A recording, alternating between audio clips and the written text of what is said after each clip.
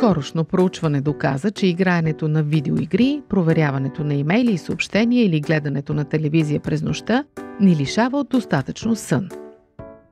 Близо 95% от хората признават, че използват някакво устройство 1 час преди лягане, а около 2/3 не спят достатъчно през седмицата.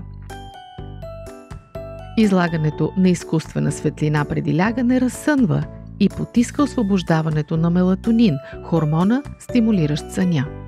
Това е факт. Но има надежда. Можете да повлияете положително своя сън, настроение, здраве, взаимоотношения, нива на стрес, работоспособност и учебни постижения, като направите малка промяна в използването на устройства преди лягане. Заменете ги с книга, поне няколко вечери в седмицата и спете по-добре.